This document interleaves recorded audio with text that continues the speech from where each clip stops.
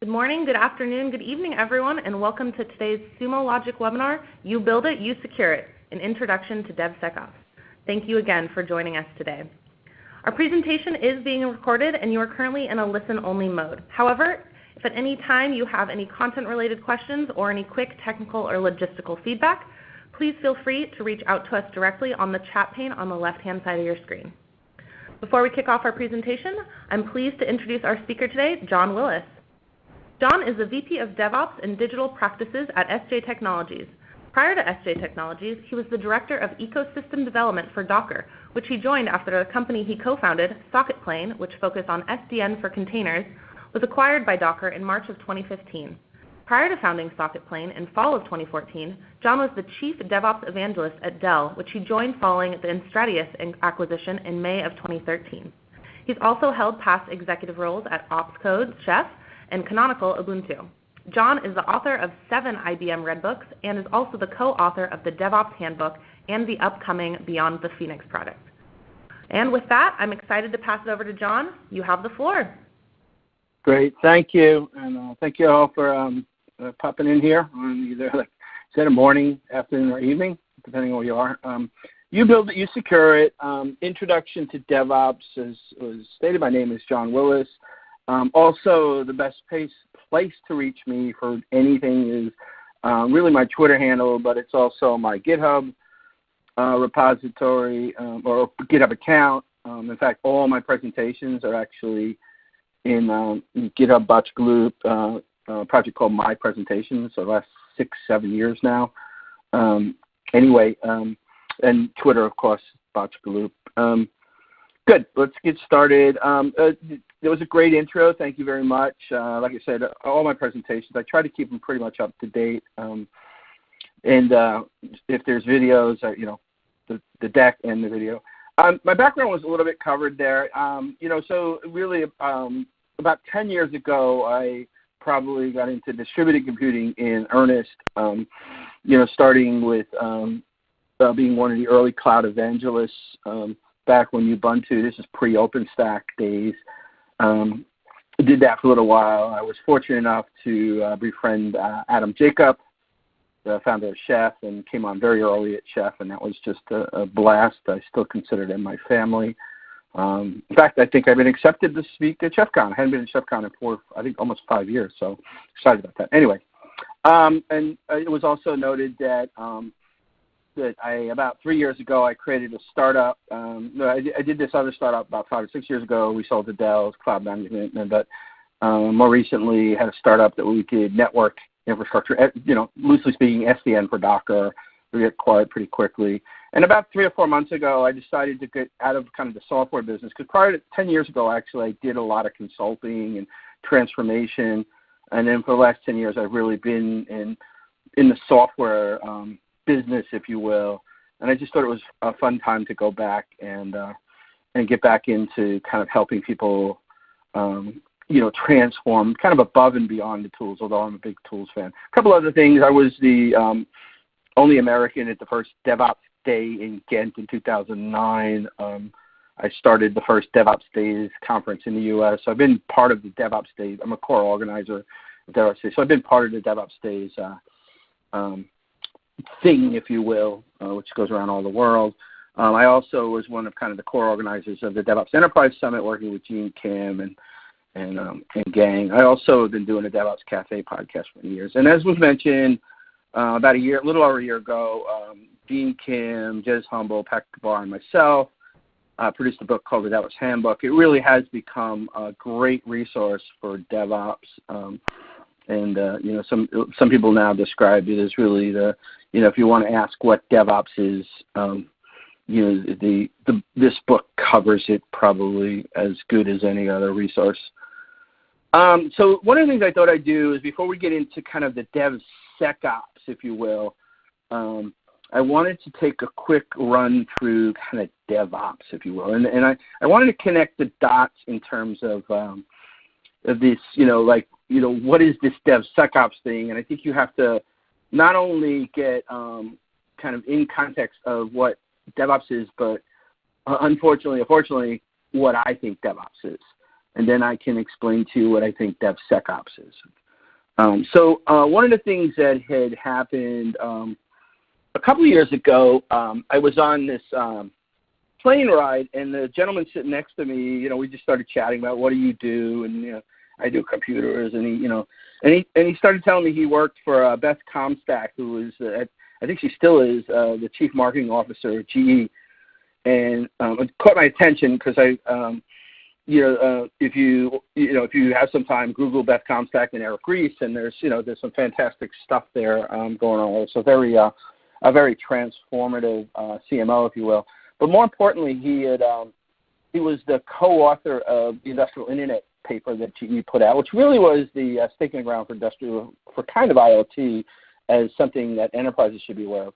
So now he really caught my attention, and so we agreed to go to lunch, and about a week later, and I was going to tell him, just as we were landing, I was getting to tell him a little bit about DevOps and the movement, and we ran out of time, so we agreed to go to lunch, and I put a deck together, and as I do, it was about 20 slides, and I got past like the second slide, and he said, John, I got to stop you, and I'm like, well, he's like, who are you trying to sell this story to? And I'm like, I'm just trying to tell the story, and he said, I've met Jeff Inlet, a couple of times while I was at GE, and he's the ex-CEO of GE, and he said you get 10 minutes, like even at my level, me and Beth would go in and we get 10 minutes with him, like you got to be able to tell your story. And what was interesting is I felt like a fraud. I felt like all this hoopla about me being the first DevOps guy and the author of the DevOps Handbook, and and I was like, I realized, oh my God, I would fail miserably. So I spent like a year thinking about, actually became the theme of my presentation that year, and I came up with this idea that, this definition for myself, for nobody else except myself, really. And it's not something I think, oh my goodness, everybody needs to use this definition from here on in. DevOps is a set of practices and patterns that turn human capital into high-performance organization capital. I gave a local this presentation last night at a local meetup group, Business Alliance group in Atlanta, and somebody at the end asked me, what are the 3, 4 to 5 biggest obstacles in getting DevOps? I'm like, it's humans. humans. And really that, the tools are great, but what you really have to do is figure out how to take kind of practices and patterns of how humans behave and turn that into, galvanize that into high-performance organization. And that will include tools. So there's my definition. So why did I call this presentation You Build It, You Secure It? Because back in 2006, Werner Vogel, still the CTO of Amazon, he's the Amazon CTO even back then. They were doing very innovative stuff. He's a quintessential computer scientist, and like a lot of the things like CAP theorem and all those things that really branched Amazon into a new space, S3, distributed storage systems that were really kind of born out of a lot of theory. Anyway, he was getting interviewed for an ACM article, and he was describing how they ran infrastructure at Amazon, and he talked about like the way we do the business here is the developers kind of own everything. We have this, you build it, you run it. So it was a developer focus. In the end, it's a service, but the service owners are responsible for not only the development, but the creating the operationalization for those services, right? And although DevOps as a term wasn't coined to 2009, it was immediately a mantra of kind of the DevOps movement. Developers wore pagers.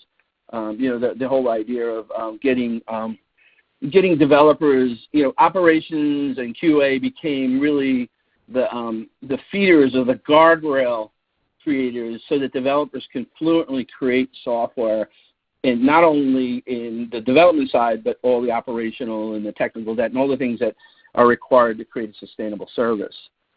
Early in the DevOps movement, there was this kind of caricature of what DevOps really meant, and part of this was this idea of this wall between dev and ops, right? It was called, Andrew Schaefer actually was the original author of this kind of concept of a wall of confusion. Developers were trying to move fast, operations were trying to slow you down. The typical legacy infrastructure or large business, the developers kind of threw things over the wall. And so what DevOps really has become actually inherits a lot from Lean, which ultimately is Toyota, of this idea of kind of three things. You're trying to, kind of shorten the lead time. Now, how do you do that? You have to remove the obstacles, the collaboration, all the things that get you say, the aha to ka-ching. How do you make money? And then on the bottom time, we're actually trying to amplify feedback loops. So we're constantly, we call this kind of a shift left mentality now, but we're literally trying to not only observe, but also take up, the observations and move those into kind of checks and gates earlier in the process. Somewhere along the way, Damon Edwards and I, my co-host for DevOps Cafe podcast, we coined this term CAMS, Culture, Automation, Measurement, and Sharing, as kind of a way to describe DevOps. And later, 3 or 4 years later, I realized it was really more of a feedback loop. So to think about DevOps, it's kind of continuous improvement, which is your culture behavior. Automation is your kind of continuous delivery, but all things, continuous integration, continuous delivery. Continuous learning is kind of your measurement or observations, or and then sharing is kind of your collaboration, either internal, external. Anyway, a lot written on that. Working with Gene Kim, again, just trying to set the framework for a discussion about kind of what is DevOps, and then what would DevSecOps really mean if we had a clearer definition, or one of many definitions of DevOps. Gene Kim, who I've worked with now for about 6 or 7 years, 5 years ago at the end of this month, he produced a book called The Phoenix Project. It took him like 10 years in the working. I met him in about year 6 of that book. I got to collaborate a little bit with him, Patrick Dvir and myself, and Gene kind of codified this idea of the 3 ways of DevOps, which actually was in the Phoenix Project, but it's kind of the core of the DevOps handbook. And what I actually realized at one point, it really mapped well to the kind of the CAMS, automation, measurement, sharing. The first way is left to right. How do you get flow? We can sometimes just use the abstraction of, CI/CD, but it's about moving things through the pipeline and flow. Second way is that kind of telemetry, or, shift left. How do we amplify feedback loops, identify feedback, and get it appropriately placed earlier in the process?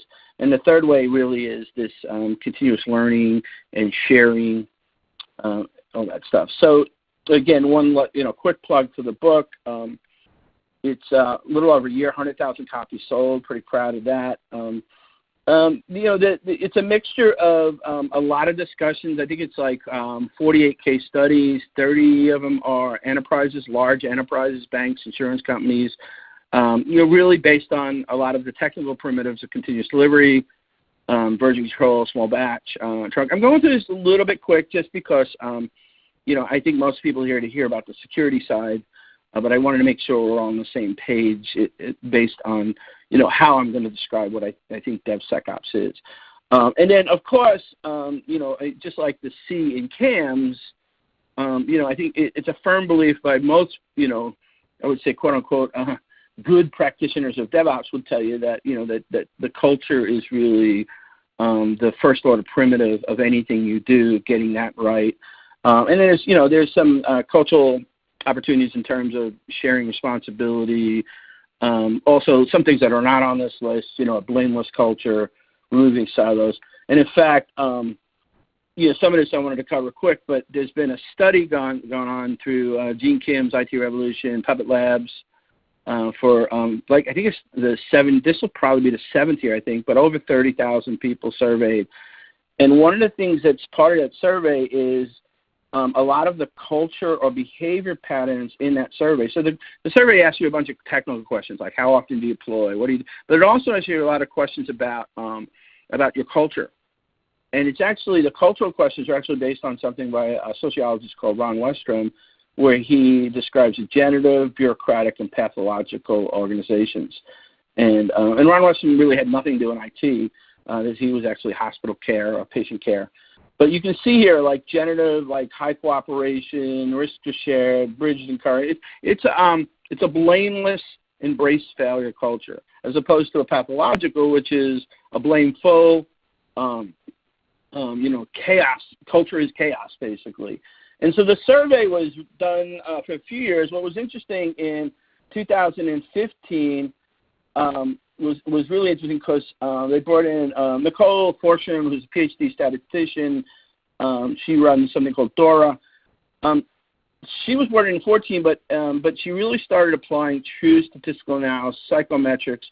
And what was really, really great about the 15 report, and it's been reasonably consistent all the way through 17, and I'm assuming it will be consistent in 2018, is that what we found was that if you had certain behavior patterns, it was likely, and the numbers vary, but let's just say that so if you had a generative culture based on that kind of Ron Westrom culture, and you had these certain technical behavior patterns, you were 200 times faster at your lead time. That was 200 times from taking kind of an idea and getting it to a paying customer. And you were about roughly, it says 168 here, but roughly about 200 times better at recovering downtime. And so what this actually meant was it broke the conventional wisdom, that we've known for many years in IT, this kind of golden triangle of, fast, good, and cheap, pick two, or even the kind of DevOps core chronic conflict, or the pre-DevOps core chronic conflict, which is like you can be fast or you can be resilient, but you can't be both, right? And what we kind of learned as practitioners, going back to probably 2006, I started working with Puppet in 2006, and although kind of the first DevOps day wasn't until 2009, that we saw evidence that showed that you actually could change the triangle, or there was a new triangle, that there were certain behavior patterns that not only could you have both speed and resilience, but you actually, the faster you went, the more resilient you went, right? And so, and this is, goes back to the people, like the technology is great, like whether you're using, Chef, Puppet, Ansible, or you're using Kubernetes and Docker, right? Like those things are great and they accelerate the things we do.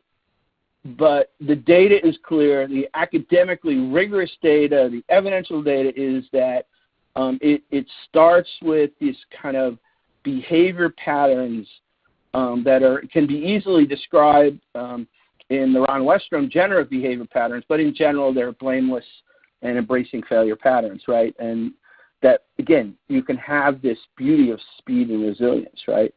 And so if I go back and I think about, like, what have we been talking about from, in the DevOps Handbook, I told you that, continuous delivery is like one of the highest primitives of a practice from a technical perspective, right? This is the 2007 or 6 continuous delivery presentation. Actually, Jez Hummel, Chris Reed, and Dan North presented at Agile, 2006, I believe. And the idea was that one of the ways that you kind of atom smash, if you will, behavior and technology is this idea of creating gates in the delivery flow, right? Because like the classic kind of deployment pipeline is that, a developer checks in code, hits the first gate, second gate, turns red, gets kicked back. Developer then has to change some things about how they do that. Hits the next gate, the next gate, the next gate, they recommit, and then it gets red, gets turned back. And then, in this example, on the third try, it goes green all the way through, right? And what you're doing then is the behavior then becomes this idea that you're building this kind of resilience into delivery structure. And remember I talked about shift left earlier, what you're also doing is as you're finding through telemetry and things you add more gates. So now you get more gates, you start moving faster. There's some assumptions about small batch and trunk-based development that feed into this longer discussion. But at the end of the day, this is building this kind of over time, this kind of exponential resilience engine in the way you deliver stuff. I said earlier, a lot of what comes from what we call DevOps can be like completely mapped to lean practices, and lean by definition was an Americanized, academic Americanized definition of what Toyota was doing from like 1970 to the early 2000s, right? And so one of the things that Toyota had was this concept of an andon cord, and it was a rope that anybody of the line workers could pull, and ultimately, depending on the timings and the situation, would stop the line. There's some variance and there's a deeper discussion about what actually happened when the andon cord flew. But just for the purpose of discussion, it was a tool that not only did Toyota make available to line workers, the edge, if you will, to pull. They encouraged it, and also, one of the things that's interesting is a book by Mike Rother called Toyota Kata, and he basically said that not only were you encouraged to pull it, when the floor manager came up to you to discuss it or find out what was happening, the first thing they would do is thank you before they even knew what happened, but because they felt that you were basically creating a more resilient process for how they delivered the quality of computers. There's an interesting story about a Kentucky plant, Toyota Kentucky plant, that was producing 2,200 cars a day. And an automotive analyst went there and was like, how do you produce 2,200 cars a day? My goodness. And the answer was, oh, it's easy. We pull the andon cord 5,000 times a day, right? So there's a subtle beauty of that creating those breaks all the time actually made them go faster. And so if we look at a modern-day version of this, right, like your modern-day version of that kind of Kentucky plant, right, it's Google, right? This is actually 4 years old, right? And like the numbers are astounding, and they're all probably doubled by now. In fact, I have some data on one of the metrics. But like the idea that the thing that like that fourth bullet, over 75 million test cases run daily, right? And I think it was basically near the end of 2016, I saw a presentation by somebody at Google that said it's now like 150 million automated tests. So this is that Kentucky plant, right? I mean, there's like if you think about like how many times you have to call Google for support, right? There's a Google SRE book. I mean, if you really want to see like kind of DevOps to the nirvana state, in my opinion, it's what Google's been doing, right? But imagine an infrastructure where you're breaking things, where you're trying to break things, 150 million automated tests a day. I mean, that was the notion that Toyota got so right, and why from like the late 70s to the early 2000s, they absolutely decimated the automobile, other competitors, the Ford, Chrysler, and GM. I mean, decimated. I mean, if you want to see a study in economic decimation, like it's the story of Toyota at every level. So and then there's great stories about Amazon, and this has been told a lot. Where and this is about this is probably 5 years old right now, so the number's probably way higher. But deploying to production every 11.6 seconds. But a couple of things, there's I shamelessly stole this from Pete Cheslock. Some people might look at this and say, well, okay, John, that's great. Like, isn't that the unicorns? What about the enterprises? And one of the things at the DevOps Enterprise Summit that, this will be actually the 5th year we're going to run it. We have story after story of large, old 100-year-old companies really focusing on those kind of 3 things: behavior, speed, and resilience. And so you can see story. These are all out on YouTube. You see story after story from Nordstrom, or CSG has some great stories. Target, Nordstrom, Ticketmaster. So kind of winding down on the DevOps story, right? If you think about what happened, right? there was this Agile movement which kind of transformed the way development and developers thought about delivering software. The thing was, I've been in operations almost 35 years, maybe a little longer. When Agile was booming early, it was like the operations didn't get the memo. So we had this kind of tension of, all of a sudden developers moving fast, operations have not really been clued into this.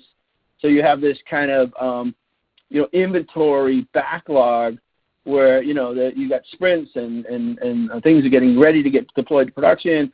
And the operations people, think of that brick wall image, just the wall fusion image earlier, like they're just sitting there going, yeah, well, I'm not going to be able to get this one until April. That one's not going into May, right? And so, I think we've been pretty successful in the aggregate, like, thousands and thousands and tens of thousands of people presenting, talking, sharing their experiences through DevOps Days, DevOps Enterprise Summit,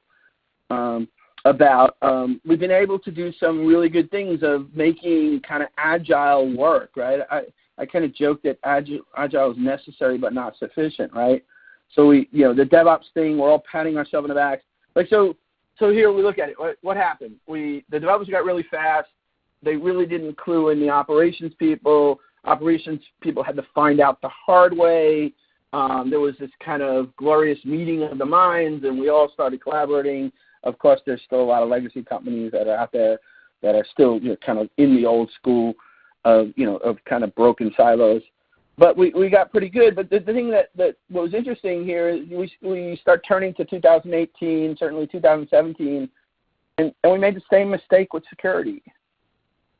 Right? I'm as guilty as anybody. In fact, the thing that kind of hit me over the head with a sledgehammer is I did a DevOps presentation at RSA last year in San Francisco, and I started seeing some amazing presentations about, how these people were really applying security in a DevOps way that made sense to me. And I'll explain that in a few minutes, right?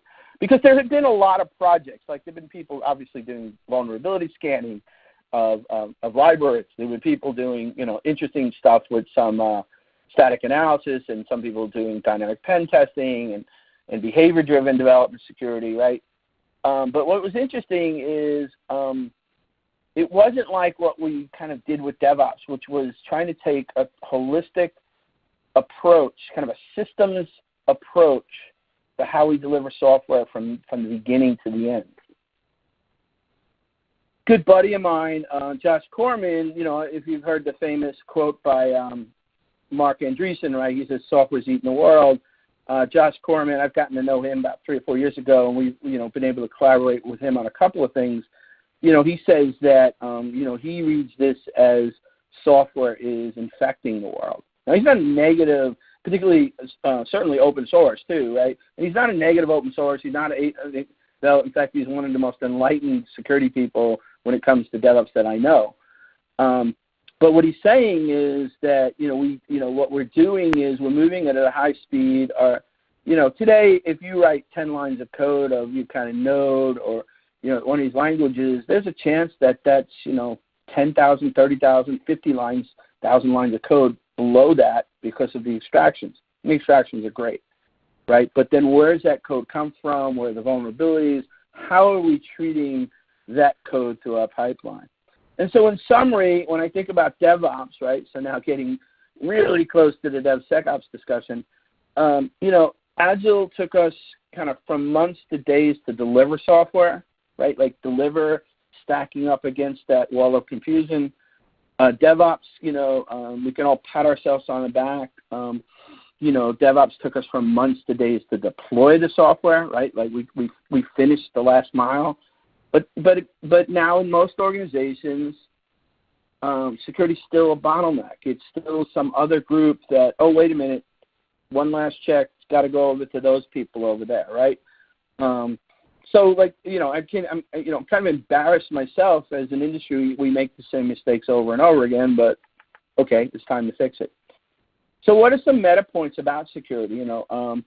These are just kind of some a dump list of kind of points. You can find all sorts of data, but I think as far as this conversation goes, right, It's basically 30 times cheaper to fix a security defect in dev than prod, right? That's why you want to shift left. But that's the same argument for why you shift left on software. And in the end of the day, I hope we come to a time where we don't have to call it DevSecOps because it's just software. A bug is a bug, right? It doesn't matter. Like, a security defect is a bug. You probably all know this. The average data breach incident costs, in the neighborhood close to $6 million. The DevOps survey has pointed out that the clusters from the survey of what are considered high-performing organizations include software in the software delivery process. And then, the other thing is, the open source componentry that is built into what we do today. There's just so much embedded software that we're just unaware of. Like, those are all opportunities. I still love this. It was actually the 2016 Verizon DVIR report where 10 known CVEs for National Institute of Standard Technology accounted for 97% of the exploits. And here's the real kicker. 8 of them were over 10 years old. So this is the problem too, right? Like, so, we talk about, all these perimeter-based security concerns and the attacks from nefarious bad actors in different countries, right? But we're just plagued with, just incredible amount of vulnerabilities in our software. So one of the things that we have to think about then, so in terms of what DevSecOps can really mean in terms of opportunities, is we start thinking about the overlay of what we've done very well in DevOps in terms of the supply chain or the delivery flow of our software.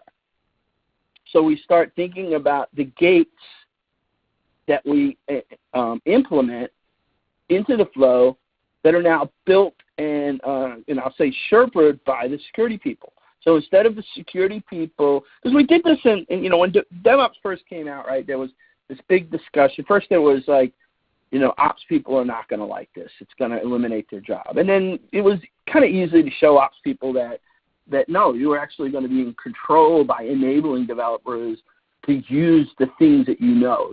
Your mind becomes the meta of automation.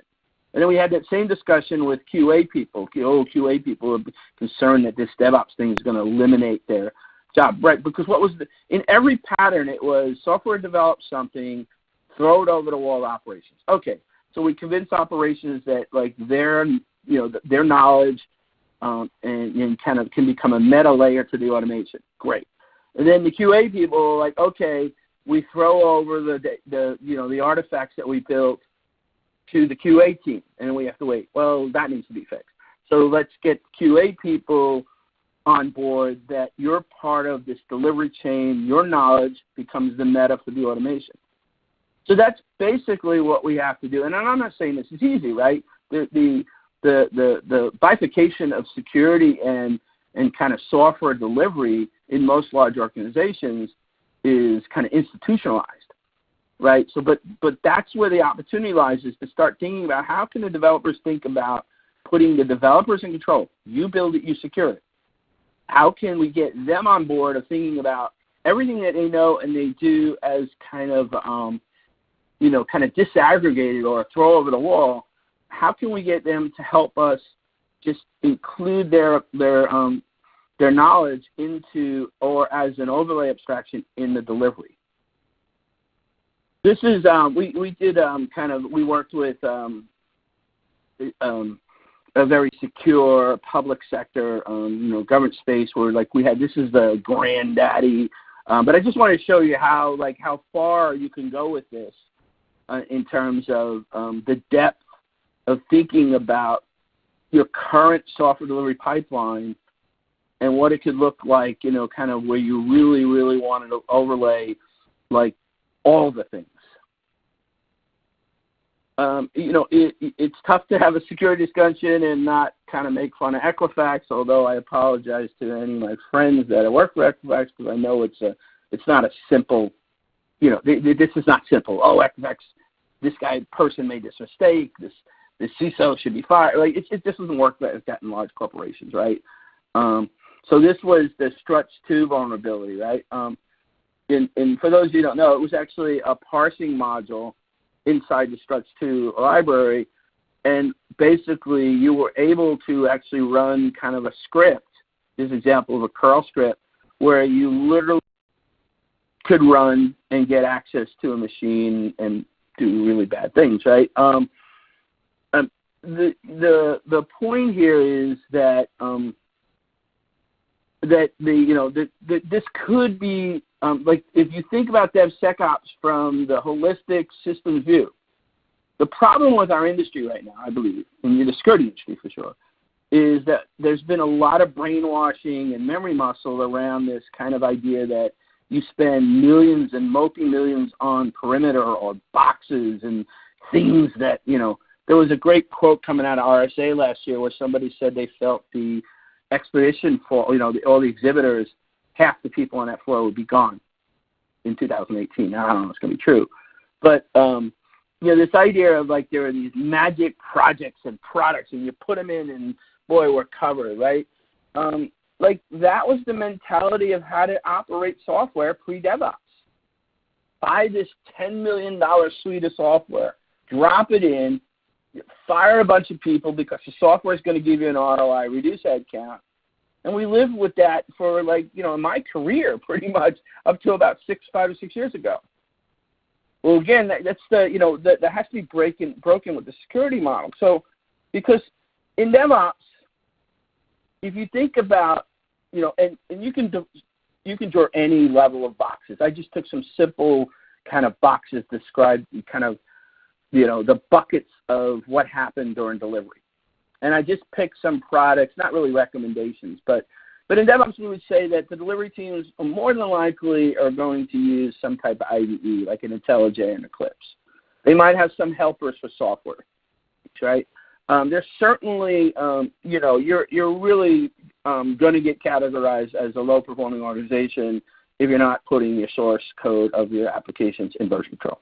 Like, it's a must have. You should be using some form of an integration tool. Jenkins is one of the most popular, but there's, the Electric Cloud. I mean, there's a bunch of really good SaaS, Circle CI, Travis, right? But you need some kind of integration tool. Again, a mature environment in DevOps would be doing some type of behavior-driven development. Just example, Selenium or Cucumber or whatever. And then some form of release tool, Ansible, Puppet, Chef. You could be doing immutable structure with like Docker and containers, right? And here's the thing. Today in 2018, if you ask me, I do a lot of stuff. I love visiting companies. I left Docker about 4 months ago, 5 months ago. And since then, I've visited probably 10 or 12 companies, just spend a day with companies. And I love it because, I get to learn how they're doing. I give them some of my advice. And if you work for a large enterprise, that's an open offer, by the way. But the thing is, if I went to your shop and it's like, hey, John, I want you to see how we're doing DevOps, to give us your opinion. And I walked in and you said, okay, and I tried to map this based on my kind of buckets here. He said, yeah, we do behavior-driven environment. We've done some really clever stuff with Selenium. We do a little bit of Ansible on the back end. But we've decided that keeping things in version control and doing CI is a waste of time. But we do have some really cool plugins for Eclipse and IntelliJ. I'd be like, wow, okay. I'd walk out scratching my head saying, yeah, I don't think that's going to work.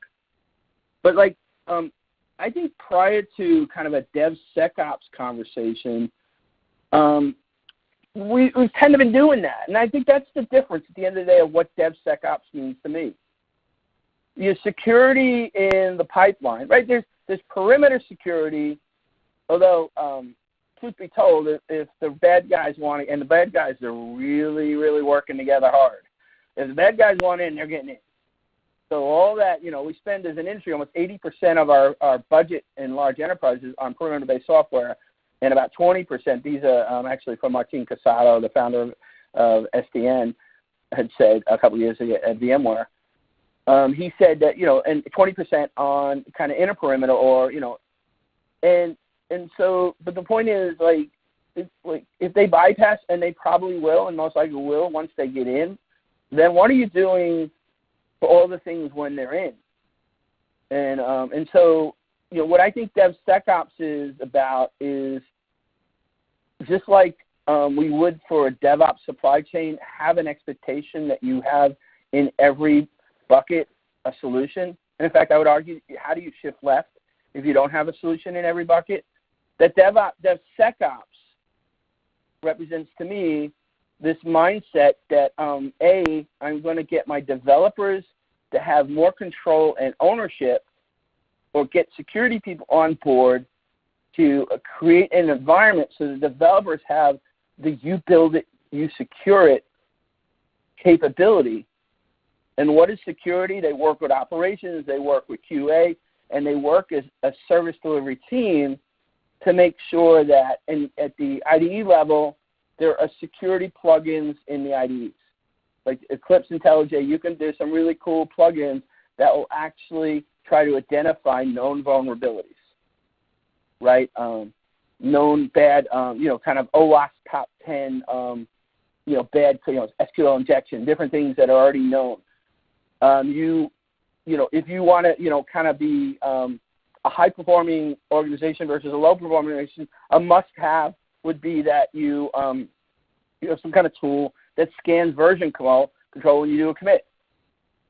And it looks for known vulnerabilities and things that you can add to the mayor layer to actually identify vulnerabilities very early on, right? Shift left. You should have things in your build. It's table stakes to have library scanning. Either kind of Sonatype or JFrog.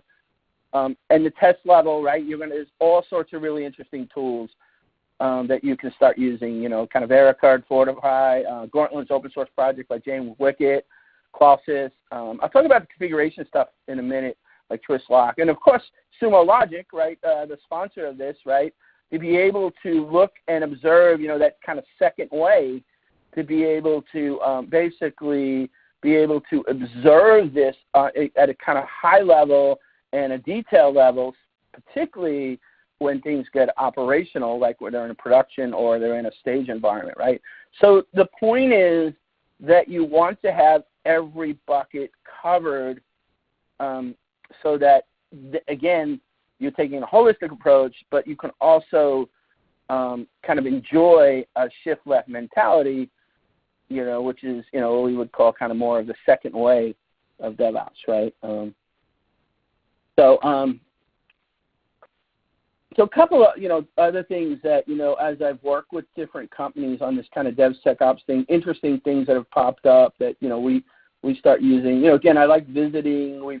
I'm SJ Technologies. I've been 4 or 5 months. We've got a DevSecOps workshop where we do a kill chain.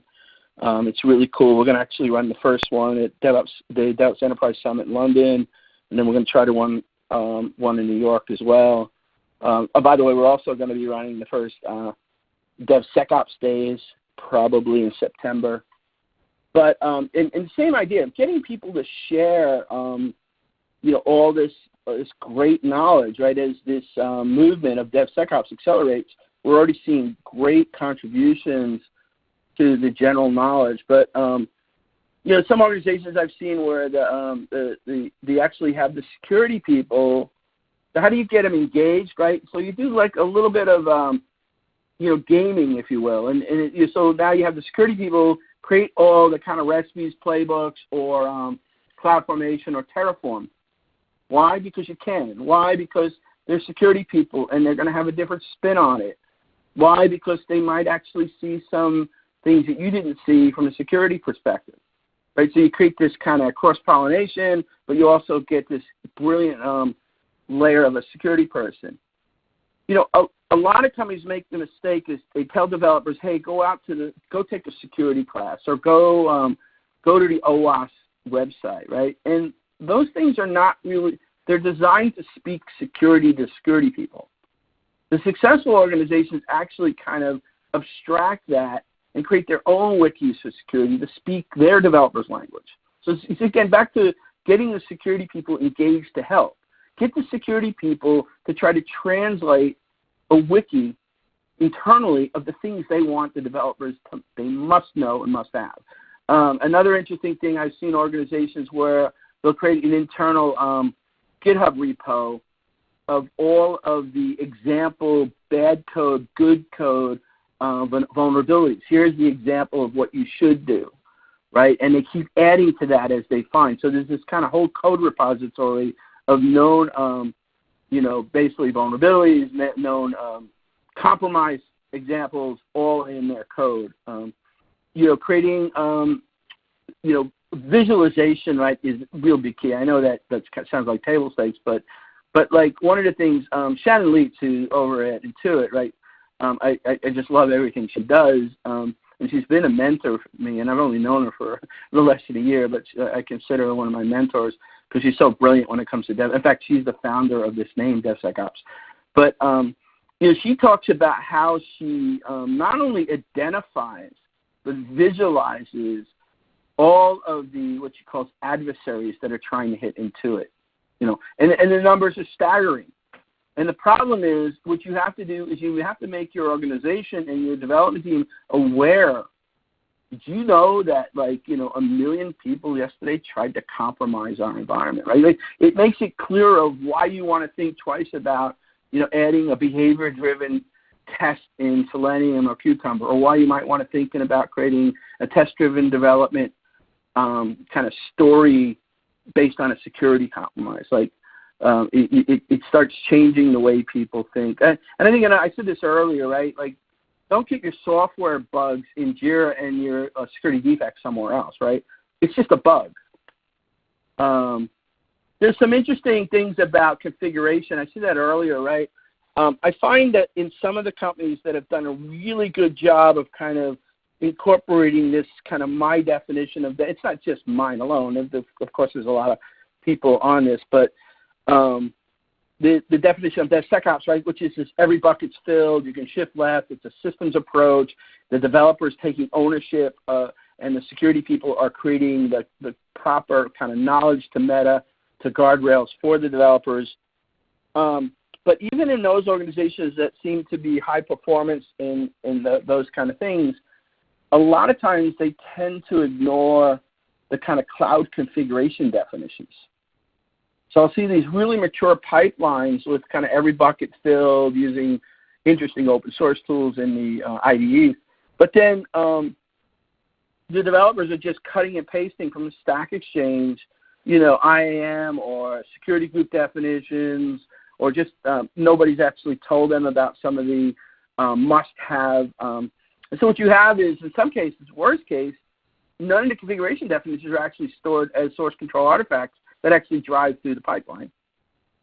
But even in those cases, they're not treating those artifacts as things that need to be processed from a security perspective at every step in the pipeline. Right? And the truth be told is this is more dangerous than anything out there. In fact, I think it was the NSA breach that was 2 years ago, was the kind of Booz Allen NSA at a high level.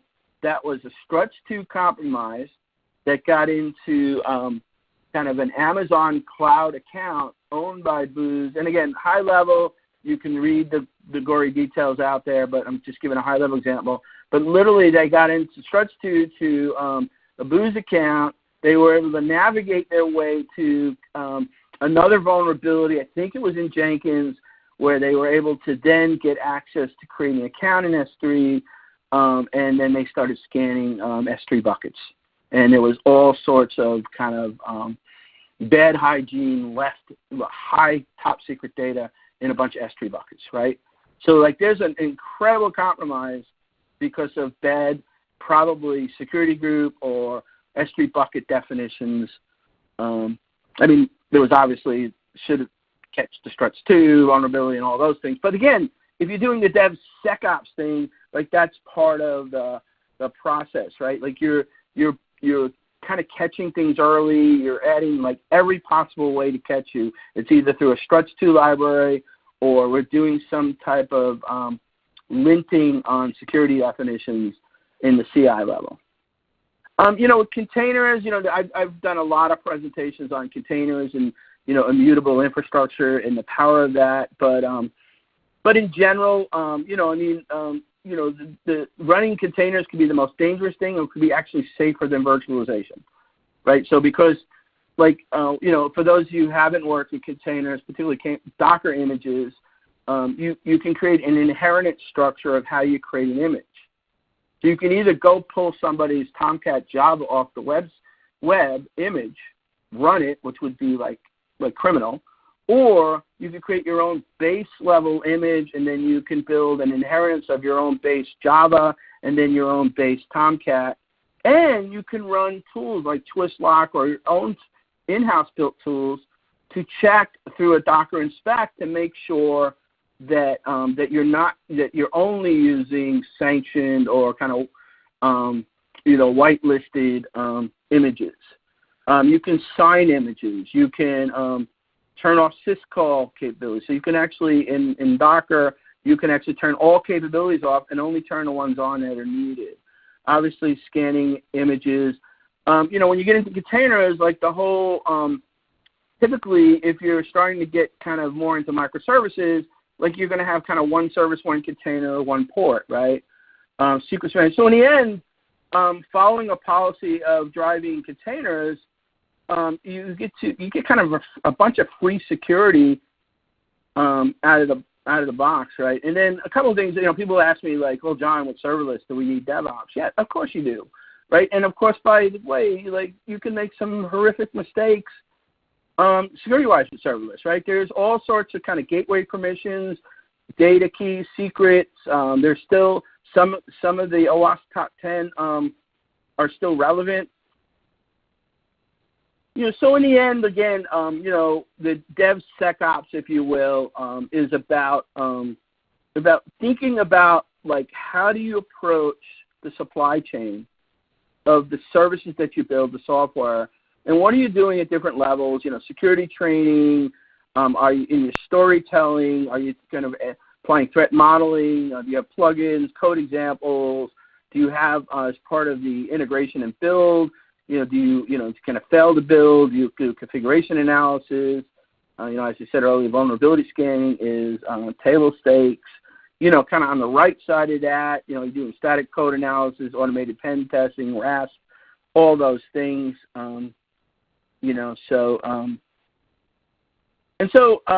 I think I'm just going to stop there. Where we're probably getting close to the hour. I probably went a little longer than I wanted to. I guess we'll see if there's some questions that we can kind of share. And there's, they'll make these slides available, and then I do have, and I think they'll have the video to this. I did a seminar that was an hour long or something like that, or like a little longer than this one. That's going to be out there as well in my GitHub project. So, okay, do we have any questions? Yeah, I've seen a couple questions come through. Again, if anyone has any questions that they'd like John to answer in the next 5 minutes, please send that through on the chat pane. The first question we had is, can you give any examples, John, of some folks who are doing this in real life? I think a couple people had some questions around, this is great in theory, but how do we practically put this into play? Oh, no, this is all theory. Nobody's doing it. No, I'm just kidding. It's a great question. So Fannie Mae, in fact, I'm going to be co-presenting with the woman who runs AppSec there, and her story is the most beautiful. It was basically what she's done from a holistic approach. In fact, they just won a DevSecOps award, but one of the biggest things is how they've infused. So the woman who runs AppSec there was actually a developer who was basically given a job to manage an AppSec team. And then she just basically thought about security the way a developer would. And so now they really have this full kind of shift left, all the boxes filled. But also she's got this great story she's going to tell at RSA with me about how they got hit with that same vulnerability that Equifax got hit, the Struts 2. But the approach that they took to solve it was they had built a very an infrastructure that was fast to get kind of things changed and kind of MTTR, low MTR. But more importantly, it was a head to toe cultural decision on how they wanted to attack. I mean, they knew within a day what that vulnerability meant to their organization. And what they did, and this woman challenged the leadership. I'm talking the top-level executive leadership to say, I need to shut down the production loan application to get this fixed. Otherwise, this could be a catastrophe for our business. She's going to go into more details. Shannon Leitz over at Intuit, amazing what she's doing. Google her. I think she's probably the leader in DevSecOps. I just like to follow around her and capture the breadcrumbs of everything she says. She's just amazing. Her stories. The Aetna has spoken at RSA last year. That was one of the light bulb presentations for me, how Aetna was really applying the holistic approach. And then the Sonatype people, we've been working with them. They have a DevSecOps kind of architecture reference. They've got about 10 companies now that are in there. So Derek Weeks, and just look up Sonatype and DevSecOps. You can find this reference architecture. We're adding one from our organization into it. So and the list goes. So there you'll see about 10 companies that have pretty much had already blueprinted an architecture for DevSecOps. Another question? Next question, I think we have time for one more. We're building a maturity model for our developers. What should be the mid-level maturity in DevSecOps?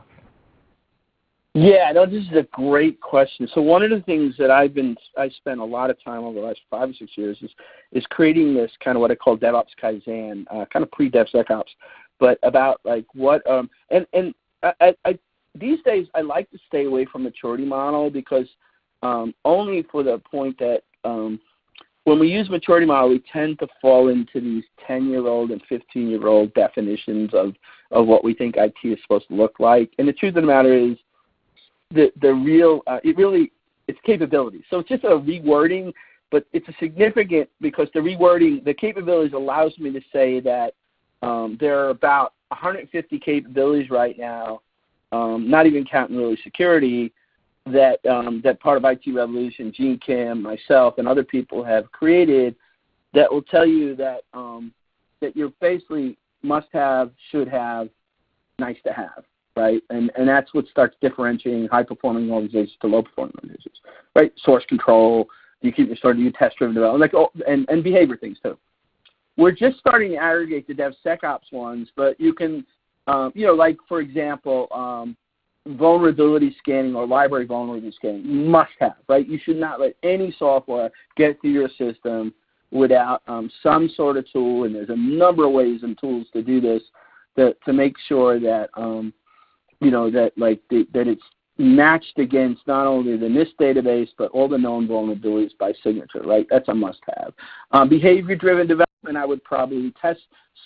Security-based behavior-driven development is a must-have. Configuration definitions related to things like security groups and IAM and gateway definitions and all the things should be in source control, right? So you can start seeing the very similar patterns to what we would say are must-haves in just what we call DevOps. And then the kind of nice-to-haves, which get a little tricky, is, do you really have fully loaded RASP and dynamic pen testing kind of on the right side? Well, there's a little bit of maturity level to get there. We'd like to say someday that all that should be must-have, but, it's probably kind of nice. I look at the capabilities as red, yellow, green, right? And so there's kind of a whole list of yellow, but keep your eye on my BotchGloop account. We'll be kind of putting out more data about, some odd like 50 more capabilities to 150 capabilities that allows you to. But again, the key point is try to stay away from the maturity model definition. The one thing we've learned in DevOps over the last kind of 5 years from the survey data and all that is what we think about is capabilities and certain capabilities that differentiate high-performing organizations from low-performing organizations. And if we go back to my original definition of DevOps, right, it's creating patterns and practice that turn human capital into high-performing organizational capital. Perfect. Thanks so much for answering those, John. We are at the end of our presentation, so I just want to finish this off by thanking you first, John, for sharing all this information with us, and then also for thanking all of our listeners for joining us today. If you have any additional questions, like John said, you can reach out to him on Twitter or anything like that. His handle is available on the screen now. And if you have any questions for Sumo Logic, feel free to reach out to us at webinars@sumologic.com. I want to thank all of you again for joining us today. You may now disconnect.